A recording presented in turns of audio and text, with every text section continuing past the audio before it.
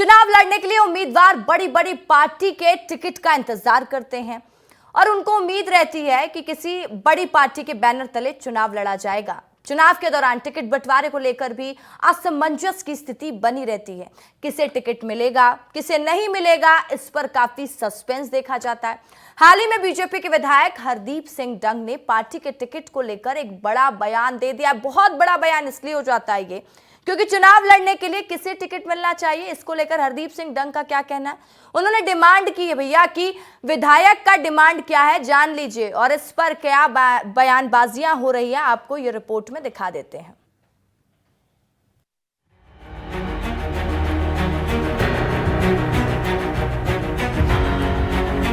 गाय को लेकर देश भर में बहस छिड़ी रहती है। गौपालन के मुद्दे पर सियासत भी जमकर होती है। इसी बीच मध्य प्रदेश में पूर्व मंत्री और बीजेपी के एक विधायक ने गौपालन को लेकर एक नई डिमांड की है।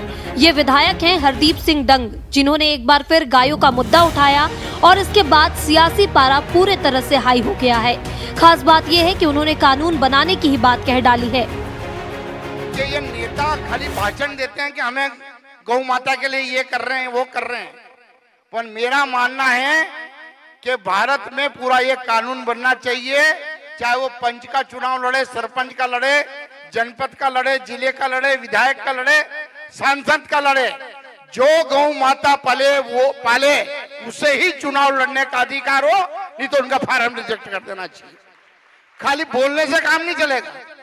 और ये एक तो प्रत्येक पंचायत में गौशाला अनिवार्य रूप से खोली जाए। मंदसौर की सुहासरा विधानसभा सीट से बीजेपी विधायक और पूर्व मंत्री हरदीप सिंह डंग ने गौपालन को लेकर ये डिमांड की है। वे आगरमालवा जिले के कामधेनु गौ अभ्यारण्य में चल रही 1 वर्षीय गौ कथा में पहुंचे थे, जहां उन्होंने ये बयान दिया। लेकिन उनके इस बयान ने प्रदेश की सियासत को पूरे तरह से गरमा दिया है। कांग्रेस ने कई तीखे प्रहार किए, साथ ही बीजेपी ने भी अपनी प्रतिक्रिया दी है। देखिए, हरदीप सिंह डंग जो है हमारे विधायक है, गोपालक है, वो स्वयं गाय पालते हैं, इसलिए उनका खुद का मत है, ये निजी मत है कि गाय पालना अच्छी बात है, पालना चाहिए। पर अब इस प्रकार से अनिवार्यता होना चाहिए, नहीं होना चाहिए, ये तो सरकार का विषय है।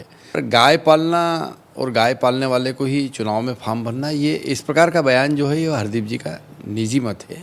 उनके निजी मत पे मैं कुछ कह नहीं सकता।